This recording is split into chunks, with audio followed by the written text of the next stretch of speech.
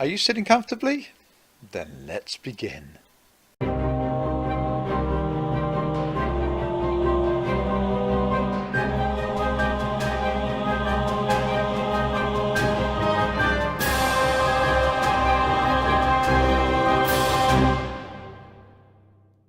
Hello. Today we're reading The Stinky Giant by Ellen Weiss and Mel Friedman, illustrated by Alicia Girasol. A long time ago, a brother and sister lived in a beautiful valley. The sister's name was Pepper. The brother's name was Jake. They had a happy life. Every day they sang songs and watched their sheep. They only had one problem. The problem's name was Urk. Urk was a huge, mean giant. He was rude. He was ugly. When Urk burped, it sounded like thunder. When he sneezed, houses blew away. Urk lived in a castle. It was way, way, way up on top of the mountain. Every Thursday, Urk washed his clothes. Urk's clothes were very big. Urk's wash tub was very big too. When he was done washing his clothes, Urk emptied his wash tub. The water came roaring down the mountain. It made a huge flood. Sometimes things were swept away. Sometimes some of Pepper and Jake's sheep were lost. So Pepper and Jake had to walk way down the valley to get their sheep back. Pepper and Jake were tired of Urk and Urk's laundry. One day, Jake fell into a big puddle of Urk's dirty wash water. He came out all stinky. "That's it. We're going to talk to Urk," said Jake. They looked up at Urk's castle. It would be hard to get there, but they knew they had to go. So they made some egg and salty pickle sandwiches. They filled a goatskin bag with water, and they set out to climb Urk's mountain. They climbed up, up, up. The higher they went, the colder it got. Their teeth chattered. Their sweat froze. After a while they got hungry. They stopped to eat their sandwiches.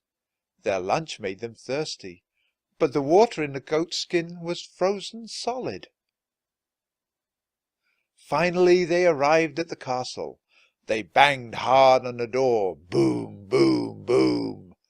The door swung open. There, sitting at his table, was Urk. He was having a gigantic bowl of smelly soup. "Well," said the giant, "what do you want?" "We want you to stop flooding us with your dirty wash water," said Pepper. The giant's laughter boomed across the room. "Ha, ha, ha, ha, ha." But Jake and Pepper scowled at him so he would know how serious they were. Urk just kept on laughing.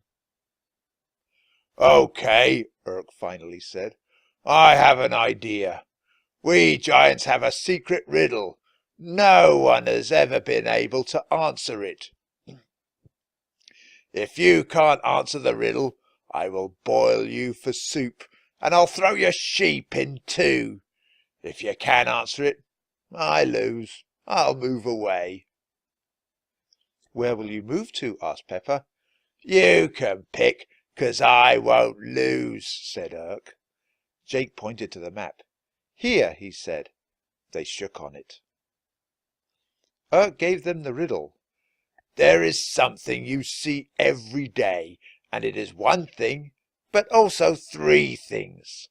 "I'll give you 3 days to come up with the answer," shouted the giant. "Now go home." Pepper and Jake went down, down, down the mountain. "Look," said Pepper, "the ice in the bag has turned back to water." Jake was so thirsty he drank half the water. When they finally got home, they started thinking about the riddle. What could be one thing but 3 things? They only had 3 things, or they would be Jake and Pepper and sheep soup. Can you guess what it is? What is one thing but 3 things? What do you think it is? "What about a fish?" Pepper said. First it's an egg, then it's a fish. And that's all, said Jake. 2 things. On the second day, Jake had an idea. Peanut butter, he said.